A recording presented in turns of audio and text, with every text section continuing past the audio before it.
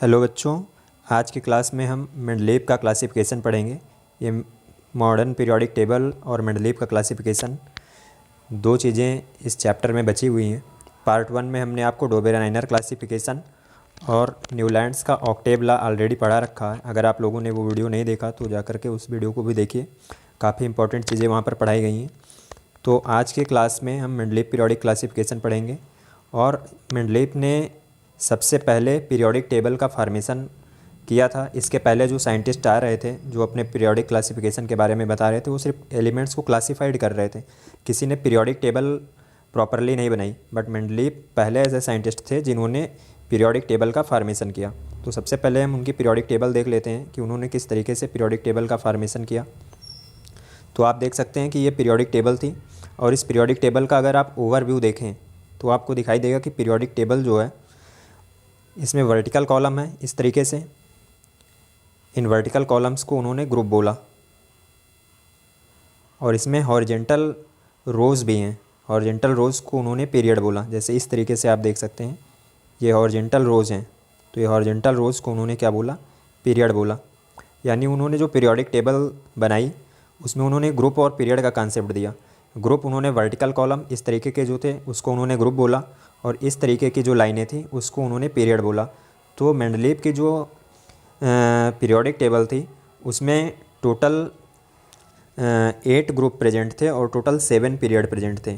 तो इस periodic table में आप चेक भी कर सकते हो कि टोटल आपको 8 ग्रुप दिख रहा होगा और टोटल 7 पीरियड दिख रहा होगा। यहाँ पर देखिए लिखा हुआ ग्रुप नंबर 1 से लेकर के ग्रुप नंबर 8 तक आपको 8 ग्रुप दिख रहे हैं और टोटल आपको 7 पीरियड दिख रहे हैं। ये 6 पीरियड यहाँ आपको दिख रहा है, फर्स्ट सेकंड थर्ड, ये फर्स्ट पीरियड है, ये सेकंड, ये थर्ड, ये फोर्थ, ये फिफ्थ, ये सिक्स्थ और जो 7th पीरियड है वो हर ग्रुप के ऊपर उन्होंने एक और पीरियड बनाया था जो ऑक्साइड और हाइड्राइड के लिए उन्होंने फार्मूला बनाया था, जो एक पीरियड उन्होंने सेपरेट बनाया था। तो टोटल 7 पीरियड आप यहाँ से चेक कर सकते हो। ये आपका फर्स्ट पीरियड है, ये सेकेंड पीरियड है, ये थर्ड पीरियड है, ये फोर्थ पीरियड है, ये फिफ्थ पीरियड है, 6th पीरियड है और ये लास्ट वाला ये 7th पीरियड है।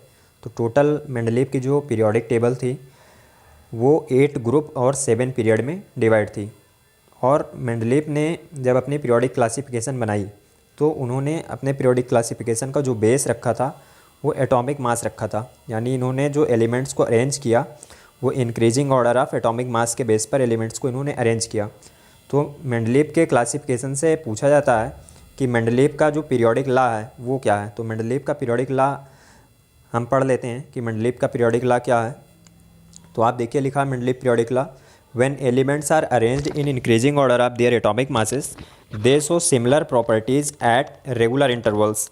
यानी जब एलिमेंट्स को increasing order of atomic mass पर अरेंज किया जाता है, तो जब increasing order of atomic mass पर एलिमेंट्स को अरेंज करेंगे तो similar property at regular intervals पर एलिमेंट्स अपनी प्रॉपर्टी को रेगुलर इंटरवल्स पर रिपीट करते हैं। जैसे हम फिर से क्लासिफिकेशन पर चलते हैं और आपको समझाते हैं। जैसे सपोज दैट यहाँ पर लिथियम लिखा हुआ है, तो लिथियम के बगल में बेरिलियम है, फिर बोरान है, फिर कार्बन है। तो ये सब आपस में सिमिलर केमिकल प्रॉपर्टी नहीं शो कर रहे हैं, बट एक निश्चित समय आने पर जैसे फ्लोरीन के बाद अब सोडियम आ रहा है तो सोडियम और लिथियम आपस में सिमिलर केमिकल प्रॉपर्टी शो करेगा। पोटेशियम की प्रॉपर्टी भी क्या होगी, इनसे मैच करेगी। तो एक ही ग्रुप में आने वाले सारे एलिमेंट्स जो हैं वो सेम प्रॉपर्टी शो करते हैं। तो इस तरीके से उन्होंने बताने की कोशिश की थी कि एक निश्चित समय के बाद एलिमेंट्स की जो प्रॉपर्टीज़ होती हैं वो रिपीट होती हैं। इसको हम पीरियोडिसिटी के नाम से भी जानते हैं। तो क्वेश्चन आपसे पूछा जाता है कि व्हाट इज़ पीरियोडिसिटी। तो the properties of elements repeated after regular interval, this property is called periodicity. बहुत ही सिंपल डेफिनेशन है। आपसे पूछा जा सकता है कि पीरियोडिसिटी क्या है। तो एलिमेंट्स की प्रॉपर्टी रेगुलर इंटरवल पर रिपीट होती है, इसी प्रोसेस को क्या बोलते हैं, पीरियोडिसिटी बोलते हैं। और यही मॉडर्न पीरियोडिक लॉ भी है कि when elements are arranged in increasing order their atomic masses then they will show similar property after regular interval. यानी वो रेगुलर इंटरवल पर सिमिलर प्रॉपर्टी शो करेंगे। तो मॉडर्न पीरियोडिक लॉ से क्वेश्चन काफ़ी पूछा गया है बोर्ड के एग्जाम में। फिर हम बात करते हैं कि जो मेरिट्स है मेंडलीव पीरियोडिक टेबल की वो क्या है। मेरिट्स मतलब इनकी पीरियोडिक टेबल की क्या क्या विशेषताएं हैं उसके बारे में हम पढ़ेंगे और फिर क्या लिमिटेशंस रह गए इनकी पीरियोडिक टेबल में हम उसके बारे में भी स्टडी करेंगे। तो सबसे पहले हम 1 बाय 1 करके मेरिट्स पर देखते हैं। तो पहली मेरिट देखिए लिखा हुआ है, there were 7 period and 8 group in Mendeleev periodic table. तो जो मेंडलीव की पीरियोडिक टेबल थी उसमें टोटल 7 पीरियड प्रेजेंट थे और 8 ग्रुप प्रेजेंट था। तो यहाँ से आपको पीरियोडिक टेबल में मैंने अभी दिखाया था कि टोटल 7 पीरियड इस तरीके के थे, ये 7 पीरियड थे, और इस तरीके की जो लाइनें थी वो 8 ग्रुप प्रेजेंट थे। तो ये मेंडलीव की पीरियोडिक टेबल का पूरा क्लासिफिकेशन था कि उन्होंने अपनी पीरियोडिक टेबल में ग्रुप और पीरियड कितने कितने अरेंज किए थे। फिर अगर हम बात करते हैं तो सेकंड प्रॉपर्टी मेंडलीव की पीरियोडिक टेबल की ये थी कि मेंडलीव ने अपनी पीरियोडिक टेबल में कुछ गैप छोड़ रखे थे, और उन गैप्स को इसलिए छोड़ रखा था क्योंकि उनको अंदाज़ा था, उनको अनुमान था कि फ्यूचर में कुछ एलिमेंट्स डिस्कवर किए जाएंगे जो कि उनकी पीरियोडिक टेबल में अगर उस जगह पर रखे जाएंगे, उस गैप में रखे जाएंगे जो उस टाइम में मेंडलीव ने अपने पीरियोडिक टेबल में छोड़ा था, तो वो एलिमेंट सक्सेसफुली उस जगह पर एडजस्ट हो जाएंगे। तो अगर हम उनकी पीरियोडिक टेबल को देखते हैं तो हमको कुछ गैप दिखाई देंगे। जैसे आप यहाँ पर देखिए, ये इनकी पीरियोडिक टेबल है और इस पीरियोडिक टेबल में आप देखिए यहाँ पर डैश लिखा हुआ है, डैश बना हुआ है। तो डैश के ऊपर कौन सा एलिमेंट है? बोरान। फिर यहाँ पर आप देखिए डैश है, और डैश के ऊपर ठीक कौन सा एलिमेंट है? एल्युमिनियम है। तो यहाँ से आप चेक कर सकते हो कि जहाँ जहाँ आपको डैश दिख रहा है, फिर यहाँ पर देखिए एक डैश आपको दिख रहा है, इसके ऊपर कौन सा एलिमेंट है? सिलिकॉन। यानी उन्होंने बोरान के ठीक नीचे एक गैप छोड़ा था। फिर आप कह सकते हो एल्युमिनियम के ठीक नीचे उन्होंने एक गैप छोड़ा था, और फिर सिलिकॉन के नीचे एक गैप छोड़ा था। तो इन एलिमेंट्स के नीचे उन्होंने गैप छोड़ रखे थे, और उन्होंने बताया था कि ये जो गैप मैंने अपनी पीरियोडिक टेबल में छोड़ रखा है, यहाँ पे फ्यूचर में कुछ एलिमेंट्स डिस्कवर किए जाएंगे और इस गैप में सक्सेसफुली एडजस्ट हो जाएंगे।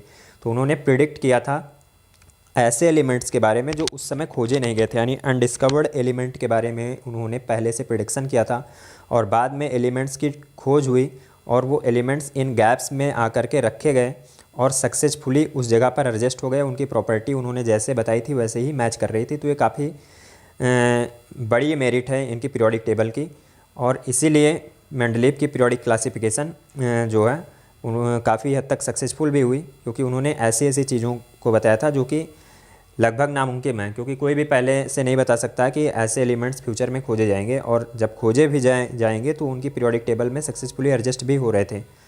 तो यहाँ से अगर हम देखते हैं मेंडलीव पीरियोडिक टेबल में, तो आप देख सकते हो कि जो गैप उन्होंने अपनी पीरियोडिक टेबल में छोड़ रखे थे, तो Mendeleev have predicted for some elements that had not been discovered that time. यानी उन्होंने कुछ एलिमेंट्स के बारे में प्रिडिक्शन किया था, अनुमान लगाया था जो उस समय नहीं खोजे गए थे, और बाद में जब उनकी खोज हुई तो उन्होंने अपनी पीरियोडिक टेबल में गैप छोड़ा था, और उन गैप का नाम रखा था ईका बोरान, ईका एल्युमिनियम और ईका सिलिकॉन। ये ईका बोरान, ईका एल्युमिनियम और ईका सिलिकॉन का मतलब क्या होता है?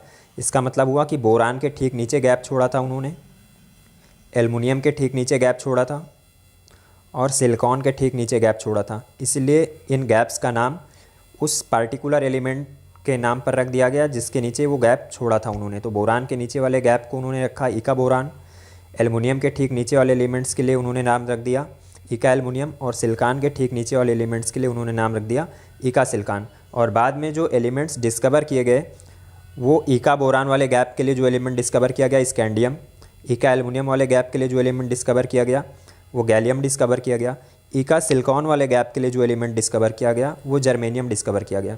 और बाद में जब प्रॉपर्टी मैच कराई गई तो बोरान की प्रॉपर्टी स्कैंडियम से मैच कर रही थी काफ़ी हद तक, एल्युमिनियम की प्रॉपर्टी गैलियम से मैच की, और सिलिकॉन की प्रॉपर्टी जर्मेनियम से मैच कर रही थी, क्योंकि जर्मेनियम भी आपका मेटलाइड में आता है, सिलिकॉन भी मेटलाइड में आता है। तो इस तरीके से जैसे जैसे उन्होंने प्रॉपर्टी प्रिडिक्ट की थी कि फ्यूचर में जो एलिमेंट डिस्कवर किया जाएगा उसकी प्रॉपर्टी इस तरीके से होगी, तो डिस्कवर होने के बाद उसकी प्रॉपर्टी सच में वैसी ही थी जैसा उन्होंने बताया था। तो इसलिए जो मेंडलीव का क्लासिफिकेशन है वो काफ़ी हद तक सक्सेसफुल हो गया। तो यहाँ से क्वेश्चन काफ़ी पूछा जाता है कि मेंडलीव की पीरियोडिक टेबल में जो गैप छोड़े गए थे उनका क्या नाम है, और उस गैप में कौन कौन से एलिमेंट्स डिस्कवर हुए। तो यहाँ से आप आसानी से लर्न कर सकते हो कि eka boron, eka aluminium and eka silicon were the gap, and the elements which were discovered for this gap scandium, gallium and germanium.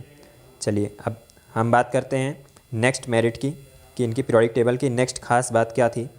तो आप देखिए थर्ड पॉइंट लिखा, Mendeleev periodic table could not accommodate noble gases with their Mendeleev periodic table could accommodate noble gases when they were discovered. जब noble gas की खोज हुई तो Mendeleev की पीरियोडिक टेबल में नोबल गैसों को सक्सेसफुली एडजस्ट कर दिया गया, क्योंकि मेंडलीव की पीरियोडिक टेबल जब बनाई गई थी तो उस समय नोबल गैसों की खोज नहीं हुई थी, डिस्कवर्ड नहीं हुई थी। नोबल गैसें, बट जब लास्ट में नोबल गैसों की डिस्कवरी हुई तो इनकी पीरियोडिक टेबल में नोबल गैसों को एडजस्ट करने की कोशिश की गई और आसानी से नोबल गैस इनकी पीरियोडिक टेबल में एडजस्ट हो गई। तो ये काफ़ी अच्छा इन्होंने पीरियोडिक टेबल बनाया था कि ऐसे एलिमेंट्स जो उस टाइम में नहीं थे वो भी इनके पीरियोडिक टेबल में डिस्कवर होने के बाद एडजस्ट हो जा रहे थे। तो ये काफ़ी अच्छा पॉइंट था इनकी पीरियोडिक टेबल का। फिर नेक्स्ट पॉइंट अगर हम बात कर लेते हैं तो फोर्थ पॉइंट हमारे पास है, he gave the formula of oxide and hydride for each group elements. यानी हर ग्रुप के एलिमेंट्स के लिए उन्होंने हाइड्राइड और ऑक्साइड का फार्मूला दिया था। तो इसके लिए हम पीरियोडिक टेबल देखते हैं। तो पीरियोडिक टेबल आप देखिए, जैसे हमारे पास फर्स्ट ग्रुप के एलिमेंट हैं, ये सेकंड ग्रुप के एलिमेंट है, ये थर्ड ग्रुप के एलिमेंट है, ये फोर्थ ग्रुप का एलिमेंट है। तो हर ग्रुप के ऊपर आपको दिख रहा होगा कि उन्होंने ऑक्साइड और हाइड्राइड का फार्मूला दे रखा है। तो आप देखिए पहले लिखा हुआ है R2O एंड RH। तो R2O का मतलब क्या हुआ कि इस ग्रुप के जितने भी एलिमेंट होंगे उनकी ऑक्साइड कैसे बनेगी। जैसे अगर पूछा है हाइड्रोजन की ऑक्साइड कैसे बनेगी तो बताओगे H2O। लिथियम की कैसे बनेगी तो Li2O। सोडियम की कैसे बनेगी तो आप बताओगे Na2O। फिर आपसे पूछा है पोटेशियम की कैसी बनेगी तो K2O। तो जो ग्रुप की ऑक्साइड होगी वही ऑक्साइड उस ग्रुप के सारे एलिमेंट्स की होगी। तो इसलिए उन्होंने हर ग्रुप के लिए ऑक्साइड और हाइड्राइड का फार्मूला दे रखा था और उसी तरीके से उसकी ऑक्साइड और हाइड्रोक्साइड आज भी बन रही हैं। फिर अगर हम देखते हैं, जैसे एक और एग्जांपल ले लेते हैं। सपोज़ दैट हमने ग्रुप नंबर 4 ले लिया और उसके कार्बन की ऑक्साइड की बात करें तो उसका जो ऑक्साइड है वो क्या है R2O लिखा हुआ, और कार्बन की ऑक्साइड फिर क्या बन जाएगी, सॉरी R2O नहीं लिखा है, RO2 लिखा है, इसको मैं सही कर दे रहा हूँ, RO2 लिखा है। तो इसकी ऑक्साइड क्या बन जाएगी CO2। ऐसे सिलिकॉन की ऑक्साइड क्या बन जाएगी SiO2 बन जाएगी। तो इस तरीके से ऑक्साइड और हाइड्राइड आप बना सकते हो। RH4 लिखा है मतलब CH4 बन जाएगा अगर आप हाइड्राइड बनाना चाहो। तो यहाँ से आप हाइड्राइड का फार्मूला देख करके आप हाइड्राइड भी बना सकते हो। तो ग्रुप के ऊपर जो ऑक्साइड और हाइड्राइड का फार्मूला दिया था वो उस ग्रुप के सारे एलिमेंट्स फॉलो कर रहे थे। तो ये उनकी मेंडलीव की पीरियोडिक टेबल की एक बहुत ही अच्छी पॉइंट थी, बहुत ही इम्पॉर्टेंट पॉइंट था जो उन्होंने बताया था, जो आज भी वैलिड है। और बहुत सारे एलिमेंट्स उसी तरीके से ऑक्साइड और हाइड्राइड का फार्मूला अभी भी है। फिर अगर हम बात करते हैं कि मेंडलीव की पीरियोडिक टेबल जब इतनी अच्छी थी तो उनमें कमियां क्या रह गई। तो कमियां एक ही थी, मैंने पिछले क्लास में भी आपको बताया था कि सारे साइंटिस्ट एटॉमिक मास को बेस मान करके अपनी पीरियोडिक क्लासिफिकेशन बना रहे थे, इसलिए उनकी पीरियोडिक टेबल बार बार गलत हो जा रही थी। तो सबसे पहले कुछ कमियों को हम डिस्कस कर लेते हैं। तो फर्स्ट पॉइंट हमारे पास है, position of hydrogen could not be explained bye Mendeleev periodic table. तो मेंडलीव की पीरियोडिक टेबल के द्वारा हाइड्रोजन की पोजीशन को एक्सप्लेन नहीं किया जा सका कि हाइड्रोजन को कहाँ पर रखा जाए, क्योंकि हाइड्रोजन एक ऐसा एलिमेंट है जो फर्स्ट ग्रुप के एलिमेंट के साथ भी उसकी प्रॉपर्टी मैच करती है और ग्रुप 17 यानी हेलोजन्स के साथ भी उसकी प्रॉपर्टी मैच कर रही थी। तो यहाँ पर जो आप चेक करोगे तो हाइड्रोजन का एटॉमिक नंबर 1 होता है और फर्स्ट ग्रुप के सारे एलिमेंट्स इनका एटॉमिक नंबर भी क्या होता है, सॉरी एटॉमिक नंबर नहीं, बैलेंसी 1 होती है और सारे एलिमेंट्स की बैलेंसी क्या होती है 1 होती है। तो यहाँ से इनकी प्रॉपर्टी इनके साथ मैच कर रही है। आप देखो तो सबके आउटर मोस्ट सेल में एक एक इलेक्ट्रॉन है। तो ग्रुप 1 यानी एल्कली मेटल के साथ हाइड्रोजन की प्रॉपर्टी मैच कर रही है। फिर अगर हम बात करते हैं हैलोजेंस की, तो हैलोजेंस को इनर्ट गैस कॉन्फ़िगरेशन अचीव करने के लिए एक इलेक्ट्रॉन की ज़रूरत होती है। देखिए लिखा है need 1 electron to achieve inert gas configuration. जैसे अगर हम फ्लोरीन की बात करें तो एटॉमिक नंबर 9 होता है 27। एक इलेक्ट्रॉन अगर इसको मिल जाए तो ये कैसा हो जाएगा, ये यहाँ पर 8 इलेक्ट्रॉन हो जाएगा और 2 पहले से है तो 8 2 10, यानी ये नियॉन के जैसा हो जाएगा, इनर्ट गैस बन जाएगा। तो हर एलिमेंट चाहता है कि वो इनर्ट गैस के जैसा हो जाए। तो एक इलेक्ट्रॉन की कमी होती है जो हैलोजेंस होते हैं, अगर उनको एक इलेक्ट्रॉन मिल जाए तो ये नोबेल गैस के जैसे अपने इलेक्ट्रॉनिक कॉन्फ़िगरेशन को बना लेंगे। तो हाइड्रोजन को भी अगर कहीं से एक इलेक्ट्रॉन मिल जाए, क्योंकि हाइड्रोजन के पास भी एक ही इलेक्ट्रॉन होता है, तो अगर इसको भी कहीं से एक इलेक्ट्रॉन मिल जाए तो एक इलेक्ट्रॉन मिल जाएगा तो ये भी हीलियम के जैसा हो जाएगा, क्योंकि हीलियम के पास 2 इलेक्ट्रॉन होता तो ये भी नोबेल गैस कॉन्फ़िगरेशन को अचीव कर सकता है। तो इस तरीके से आप देख रहे हो कि इसकी प्रॉपर्टी हैलोजन से भी मैच कर रही है, क्योंकि हैलोजेंस के पास भी एक इलेक्ट्रॉन की कमी होती है और हाइड्रोजन के पास भी एक इलेक्ट्रॉन की कमी होती है इनर्ट गैस कॉन्फ़िगरेशन को अचीव करने के लिए। तो ये काफ़ी डिस्कस करने वाला पॉइंट था जिसको उन्होंने एक्सप्लेन नहीं कर पाया कि हाइड्रोजन को एक्चुअल में कहाँ प्लेस किया जाए। फिर अगर हम बात करें नेक्स्ट पॉइंट जो इनका लिमिटेशन था, वो लिमिटेशन ये था कि position of isotopes could not be explained bye Mendeleev periodic table. Mendeleev की पीरियोडिक टेबल में आइसोटोप की पोजीशन को एक्सप्लेन नहीं किया जा सका। जैसे यहाँ पर आप देखिए क्लोरीन 35 लिखा है और क्लोरीन 37 लिखा है। तो क्लोरीन का एटॉमिक नंबर 17 होता है और एटॉमिक मास 35 होता है। और इसका अगर आइसोटोप की बात करें तो इसका आइसोटोप 37 एटॉमिक मास होता है। तो इन्होंने जो पीरियोडिक लॉ बताया था उसमें इन्होंने ये बताया था कि elements are arranged in increasing order of their atomic masses, यानी एलिमेंट्स को increasing order of atomic mass पर अरेंज किया है। तो उस हिसाब से क्लोरीन 35 को पहले रखना चाहिए और क्लोरीन 37 को दूसरे पोजीशन पर इसके बाद में रखना चाहिए। बट पूरी पीरियोडिक टेबल में सिर्फ एक ही जगह क्लोरीन रखी गई थी। तो ये चीज़ भी इनकी पीरियोडिक टेबल से प्रूव नहीं हो रही थी कि जब एलिमेंट्स को increasing order of atomic mass पर अरेंज करना है तो इनका एटॉमिक मास अलग अलग है, तो इनको इंक्रीजिंग ऑर्डर में क्यों नहीं अरेंज किया गया, क्यों नहीं अलग अलग पोजीशन पर रखा गया। तो आइसोटोप्स को इन्होंने अलग अलग पोजीशन पर ना रख करके सिर्फ एक ही पोजीशन पर रखा था। जैसे अगर हम बात करें कार्बन 12 और कार्बन 14 की बात करें तो इन दोनों का एटॉमिक मास अलग अलग है, तो इनको भी अलग अलग रखना चाहिए। बट इनकी पीरियोडिक टेबल में कार्बन सिर्फ एक ही जगह पर प्लेस था। तो ये इनकी पीरियोडिक टेबल की लिमिटेशंस हैं। फिर और अगर हम लिमिटेशन की बात करें तो wrong order of atomic masses of some elements could not be explained, यानी कुछ एलिमेंट्स का जो एटॉमिक मास था वो रॉन्ग ऑर्डर में इन्होंने अरेंज कर दिया। और इन्होंने रूल क्या बताया था कि इंक्रीजिंग ऑर्डर में ही एटॉमिक मास के एलिमेंट्स को अरेंज करना है, बट इन्होंने डिक्रीजिंग ऑर्डर में एक दो एलिमेंट्स को अरेंज कर दिया था। जैसे कोबाल्ट को उन्होंने पहले रख दिया था और निकल को बाद में रखा था। आप एटॉमिक मास चेक करो, कोबाल्ट का एटॉमिक मास कितना है 58.9 है, जबकि इसका 58.7 है। तो इसका एटॉमिक मास कम है, इसको पहले रखना चाहिए और इसको बाद में रखना चाहिए।